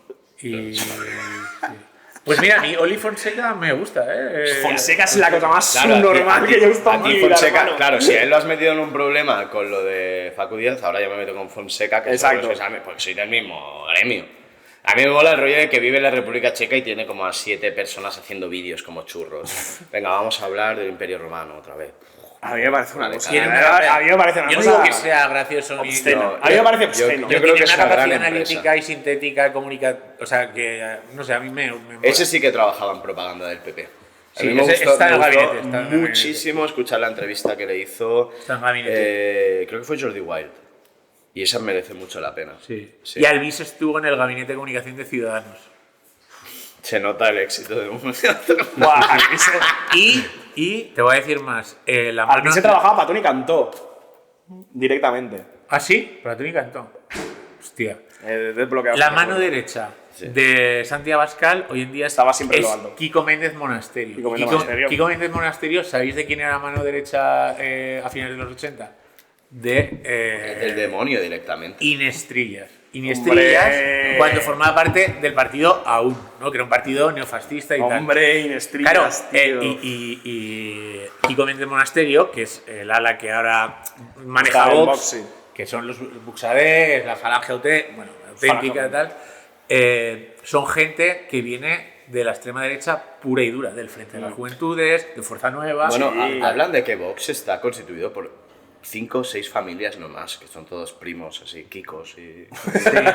Sí. Yo no sé, a ver, siempre se ha especulado, ¿no? Con lo del Yunque y tal.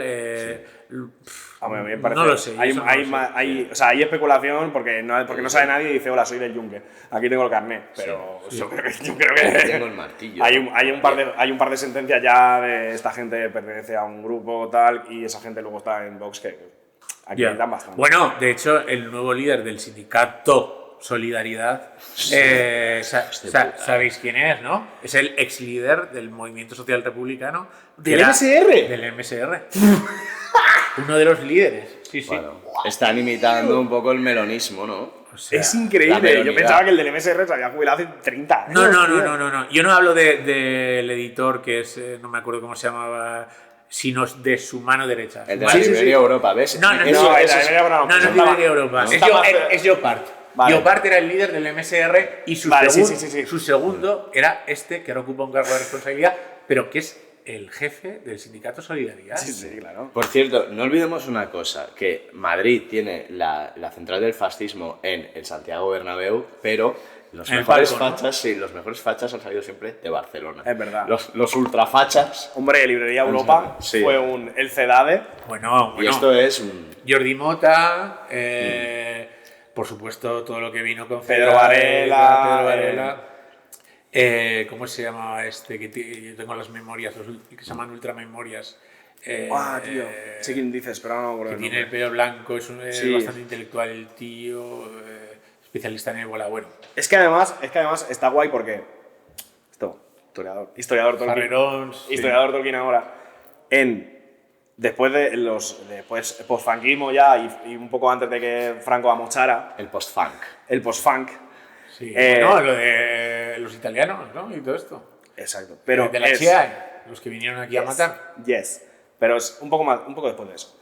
El tema es que cuando se muere Franco sí que hay como una pequeña disputa de qué modelo de fascismo vamos a seguir ahora, si uno más falangista de los obreros o otra cosa más tal, pero en Barcelona es el único sitio donde un grupo de colgados dijo no, nosotros somos neonazis. Sí. En plan, neonazis hitlerianos. La vanguardia siempre. En plan, no queremos mierdas de movimientos sociales de pollas. Somos neonazis, adoramos a Hitler y vamos a hacer el partido nacionalsocialista catalán. Y a jugar a fútbol. Sí. Que son todos los que estaban rodeados de la Europa de Pedro Varela. Hay una teoría de un podcast que sigo yo que se llama La Sotana, que se hace en un idioma muy difícil de entender por estas latitudes, que es el catalán. Ya, que es que Florentino Pérez está adoptando técnicas woke de derecha para la comunicación. Se está convirtiendo un poco en el trampismo, está metiendo el trampismo en el fútbol. Que lo que era Mourinho a nivel jugadores hace 15 años, ahora él se está comportando así. ¿Ah, sí? Que sí. ¿Esto has oído? Que esto también es No, comunicación. o sea, yo sé que Florentino en su día montó Estamos un en partido. Madrid, si no quieres rajar de Montó Florentino... un te partido pueden- político en su día, ¿eh? El CDS. Sí, el Real Madrid Club de Fútbol, que es decir... Pero, es- bueno, pero Florentino tiene más poder que el presidente del gobierno. Eso es Hombre, así. la verdad que... Pero eso de que está adoptando política me suena un poco No, a retórica discurso. Fonsi Loaiza, ¿no? Un poco. Ah, bueno, este no, ya sé. No, pero ese de manera discursiva, sí.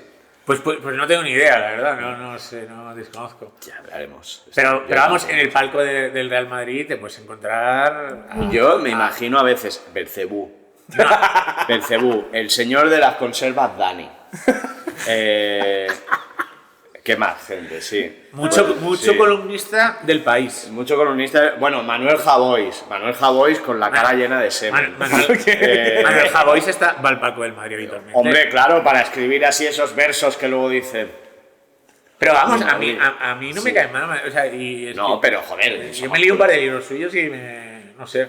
Pero vamos, que es donde se cocinan los acuerdos entre empresas y tal. Claro que el Bernabéu es el sitio, ¿no? O sea, Sí, yo creo que los cimientos de España están debajo del Santiago Bernabéu. O sea, si se quisiera pagar España, como pasó hace no mucho, hay un interruptor debajo del Santiago Bernabéu, se hace así. Botón gordo, ¿no? Venga, Sí, y ahora sí. buscar el interruptor para subirlo. Todo ese podcast que hice la semana pasada es mentira. Fue.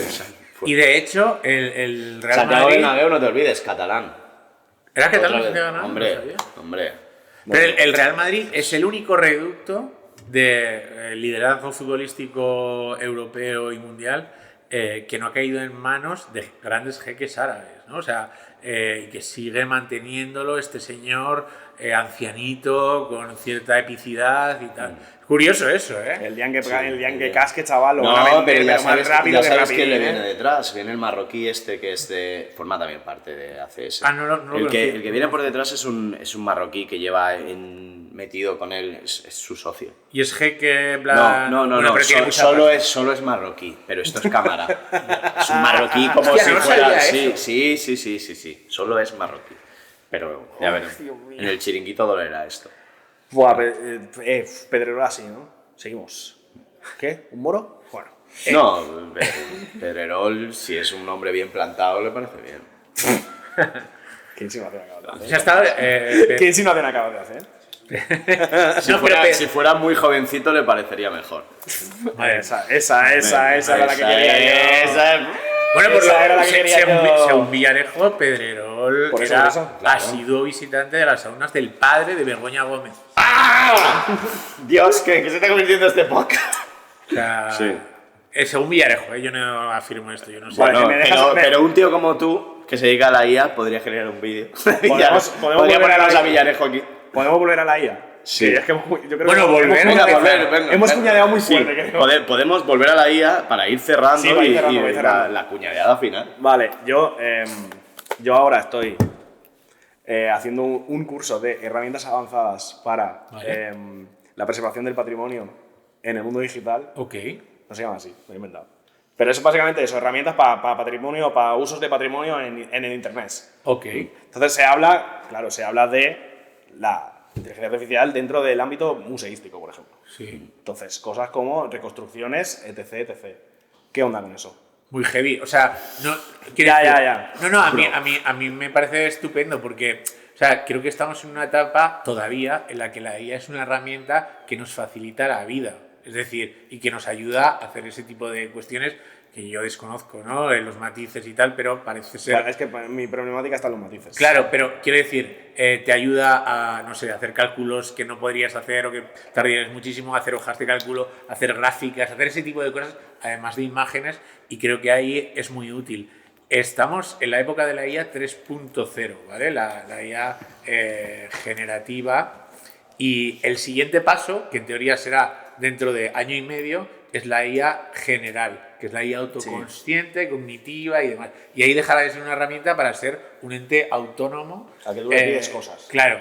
Entonces, y yo por eso, a mí me extraña mucho la gente que se opone categóricamente a la IA, porque la IA es un recurso que todas estas tareas aburridas de, pues eso, de hacer, no sé, es que no sé concretamente a lo que te referías con la reconstrucción, pero bases de datos... Por ejemplo, yo qué sé, tú coges, ahí te encuentras unas ruinas de algo y tú dices, esto es un templo. Vale. Tú coges lo que tengas, la parte física que tú tengas, la pasas a un modelo raster o lo que sea y le dices a la IA, con estos datos reconstrúyeme este templo, y tú le tiras unos datos y te reconstruye el templo. Vale. Y por ejemplo. Eso a mí me parece estupendo. A mí, ¿por qué me va a parecer mal? ¿A quién le puede parecer mal eso?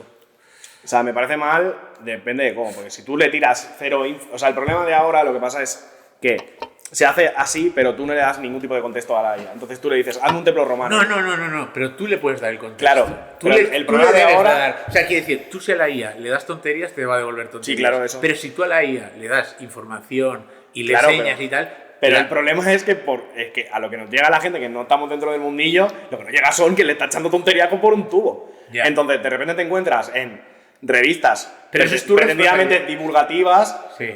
reconstrucciones de personas del Neolítico hechas con IA, que son un invent increíble y te lo están vendiendo como que eso es así. Y es como, Ya. no. Ya, En ya. plan, no es tan fácil.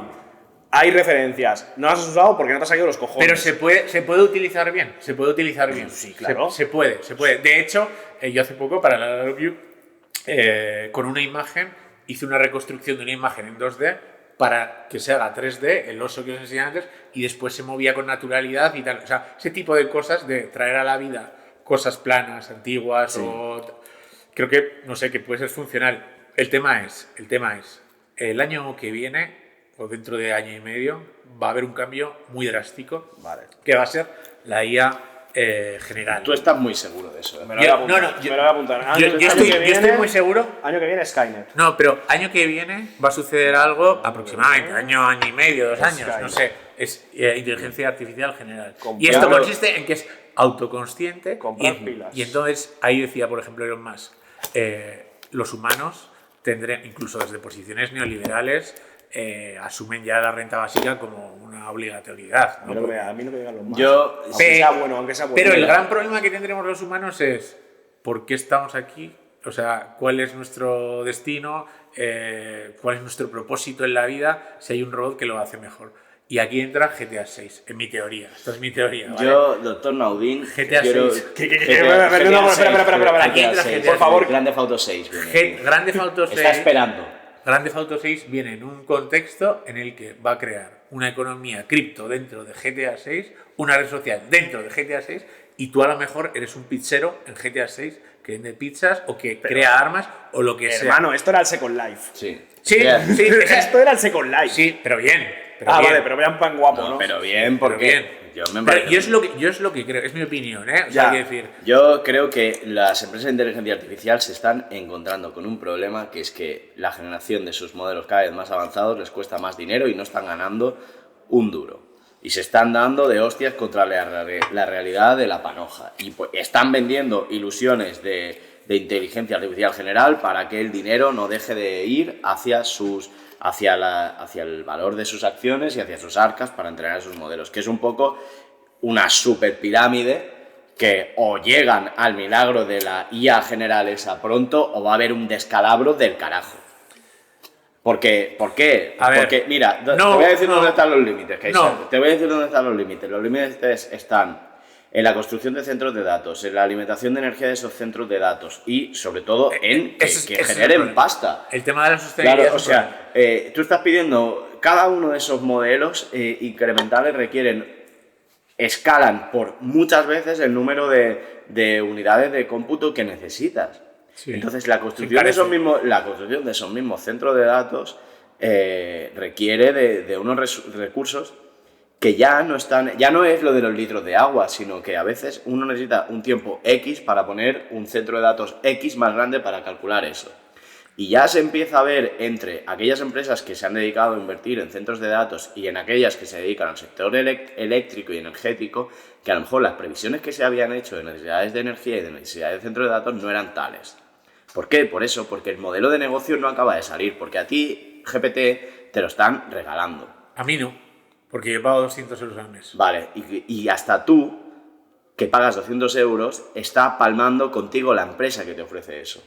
Porque No estás genera pagando mucho no contenido. estás pagando el precio real. Ya, entiendo Claro, lo que... pero ¿cuándo tienes que pagar de precio real? Entiendo lo que dices. Pues, ¿Qué te deja pagar? 8.000 euros.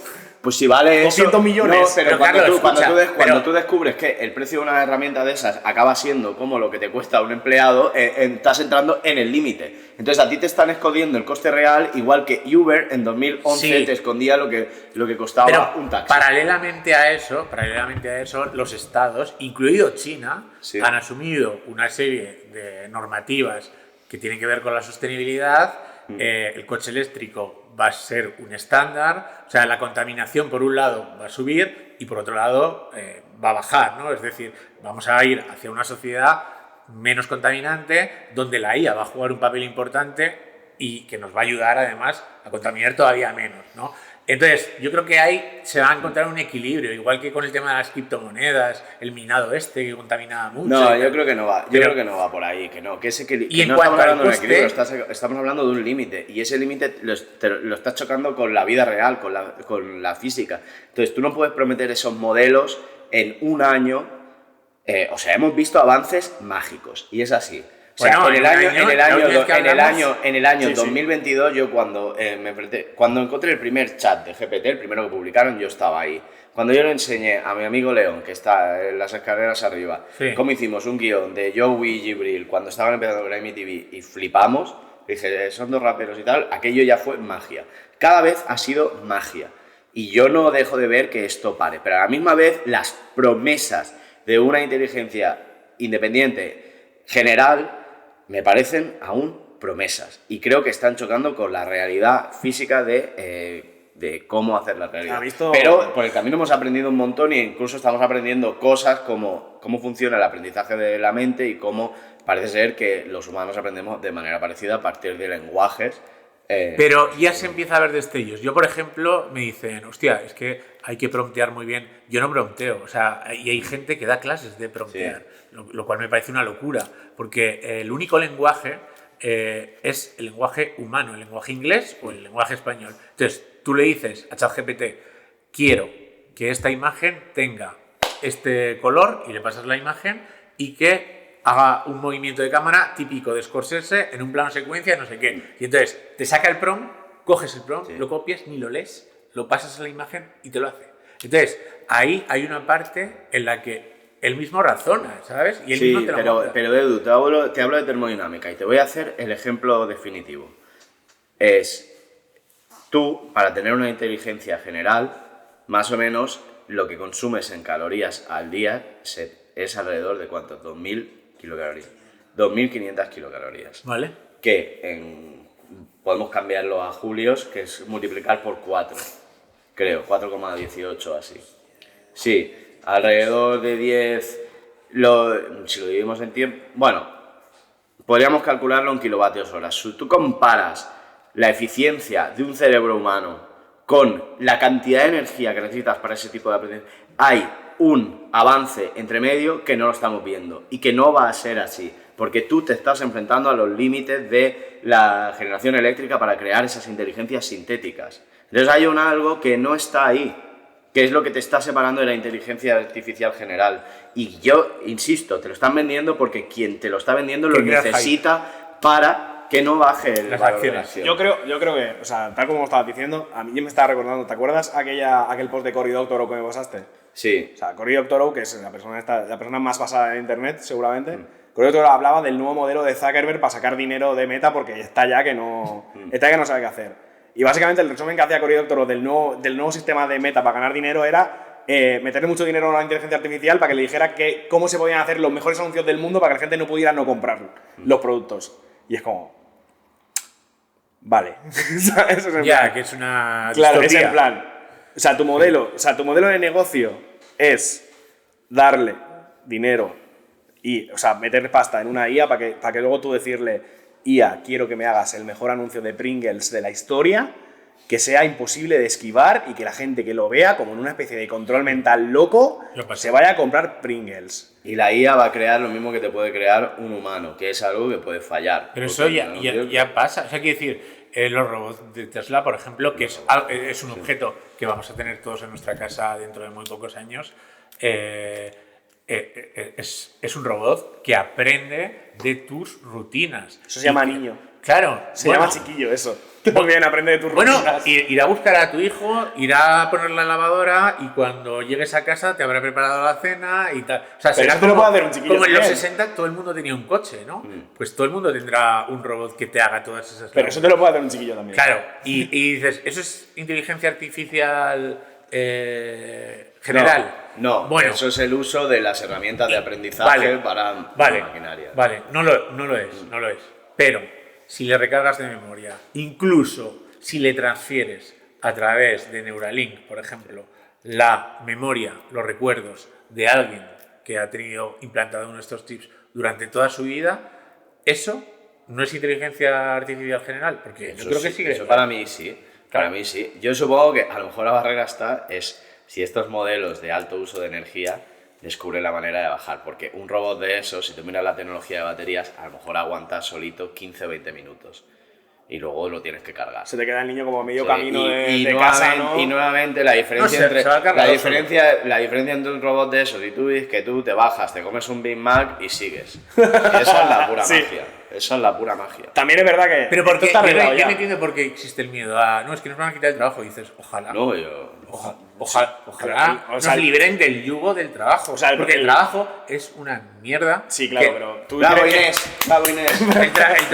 El trabajo no es un derecho, pero tú crees que en el sistema capitalista loco ultraliberal actual, si un robot te quita el trabajo, alguien va a decir, toma dinero, no te mueras de hambre, máquina. Sí. No va a pasar. El problema, el miedo real no es que te quite el trabajo, es que te quite el trabajo. O sea, que te quite el trabajo porque alguien por encima tuyo ha decidido que tú ya no vales, que tú eres prescindible y te mueres de hambre. Hombre, es que lo somos. Quiero decir, a ver, el debate yo creo que está en cuánto va a ser el salario mínimo interprofesional. De los robots. La renta básica universal, el nuestro. ¿Cuánto va a ser? ¿600 o 5.000? ¿Tú crees que está el mundo como para una renta básica universal? Yo creo que no, ¿eh? No, yo creo que... No, pero lo digo yo, lo dice Lomás y lo dice Rejón. No, o sea, ya. Pero es más básico. En el momento en que el coste de las cosas vale cero, no hace falta el dinero. No te das cuenta. El límite de la robotización es el coste cero de lo que es el límite último del capital. Si estamos en un mundo en el que las Magic valen cero, pues vale, perfecto. Sí. Que me quite el trabajo el robot que quiera. Sí. Como si viene el robot Emilio, aquí también trabajo, me la suda. Sí. Claro, Pero si yo tengo que pagar... Aprendes a tocar la guitarra, Pero si yo tengo que pagar dinero, si yo tengo que pagar dinero para jugar a Magic, Sí. y ese dinero necesito sacarlo a algún sitio, yo necesito un trabajo. Ese robot se quita de en medio.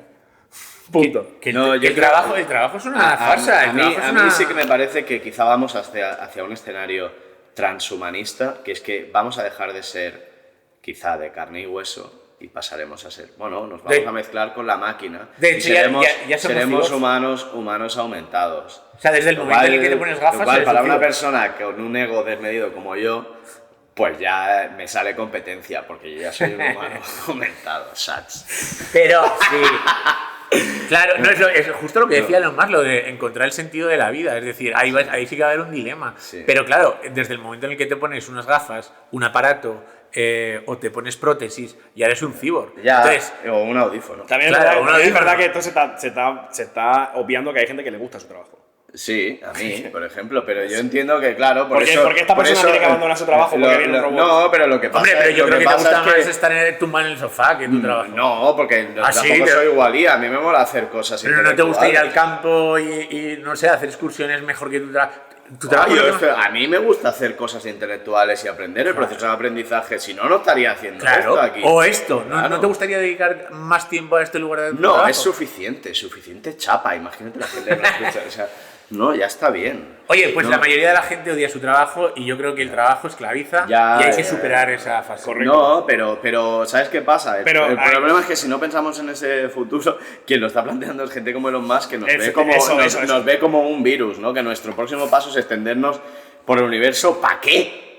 Claro, pero tenemos que llegar ahí. Ese es el punto. O sea, el punto no es Amarte que... for what? El punto no es que el trabajo sea por el esclavo. tema de que... El trabajo es esclavo, por supuesto. El trabajo salariado es esclavo, todos lo sabemos. Pero el problema es, ¿quién te está planteando la alternativa? ¿Elon Musk? No, gracias.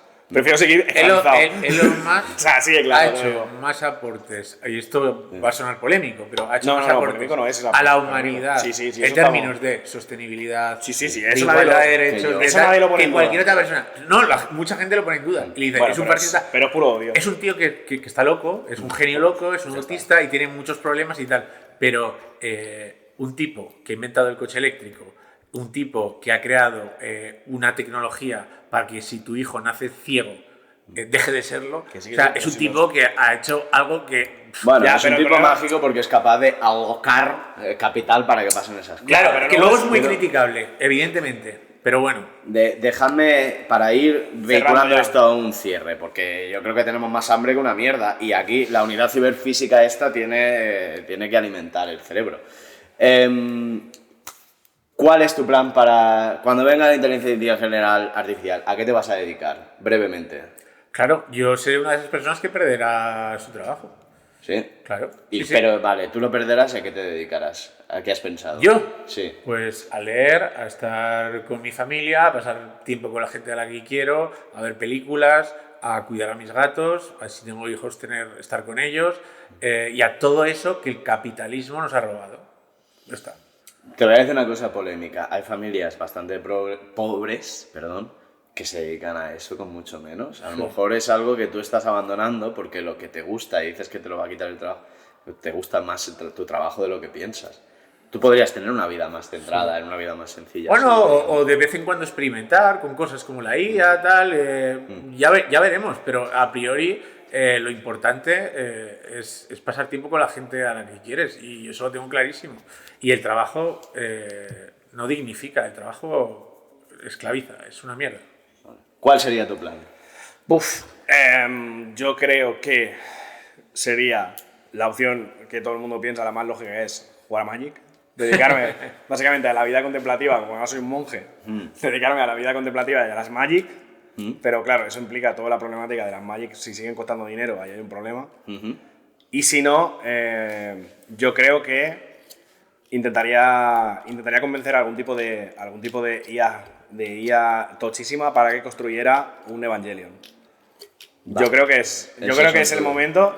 Yo creo que aquí se está hablando mucho de la IA, se está poniendo todo muy bien, pero yo creo que el humano tiene la capacidad de persuasión suficiente como para coger a una IA y decirle, ¿y si haces un robot gigante de 150 metros con el alma de una persona dentro, Pues eso es conducido gran por un proyecto. niño medio autista de 12 años? Es un proyecto que te llevaría años, pero que lo harías de la mano de la IA y es un proyecto bonito. Y de repente Evangelion 01, en mitad de Móstoles, por ejemplo. Muy bien. Claro.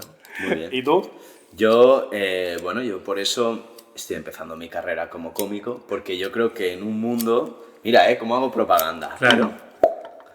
En un mundo tan separado y tan donde solo nos queda esta conexión con las máquinas, la gente quiere conexión con otro humano, principalmente para reírse de él o para decir que está haciendo una puta mierda. Total. Entonces yo creo que los formatos en directo, los formatos humanos, es donde está el futuro. Porque yo también pienso que mi trabajo puede desaparecer. Claro. Y por eso voy haciendo caja, ¿no? Y voy como ahorrando y bueno, habrá un momento... ¿Tú dirías que estoy en el escalafón de precariado del típico trabajo que no va a desaparecer porque es una cosa como tan poco robotizable que tiene que haber siempre un fulano allí? Sí. En plan, siempre tiene que haber un jambo. Pues imagínate cuando empecemos a venir los rebotados de los trabajos de email a joderos vuestros curros. Los back office, ¿no? Y la gente de repente... La gente de... Sí, ¿no? Yo era sysadmin. Pues ahora a mover ese carro, máquina, venga. Chuparla. Pues bueno, Edu, doctor Naudín de nuevo, muchas gracias por venir. Ha fallado la cámara 500 veces. Vale. Doctor Abomailek no puedes llamar. Esto es la primera vez que digo mi apellido de verdad en este programa. Bueno, me voy si queréis, Bueno, no, claro. Oiga. Esto viene por pena, ¿no? Señor Navarro. El doctor y el otro. Claro. Anda. Sí, gracias por venir. Como siempre es un placer ser unos cuñados contigo. La verdad que me encanta hablar con vosotros, de verdad. Sí, a mí también. Lo dicho, saldrá un vídeo con imágenes salteadas, mal. Bueno, pues pondremos... No sé. Uno memardos por medio. Pondremos memes entre medio, brain rot, y lo sentimos porque haya salido, no tenemos... Bueno, parece que vamos a hacer una inteligencia general artificial, pero las cámaras fallan.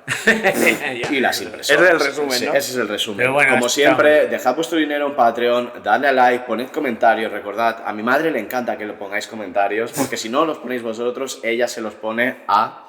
Lucía Echevarría, es verdad. Echevarría. Estamos totalmente en una campaña. Patreon, dar Patreon, porque es que nos vamos a quedar sin trabajo. Exacto. Estamos en una campaña en la que queremos evitar a toda costa que la madre de Carlos siga dejando comentarios en el canal de Lucía Echevarría, entonces por favor, ayudadnos. Comentad aquí. Ayudadnos. Y gracias por estar ahí. Un beso. Venga, hasta luego.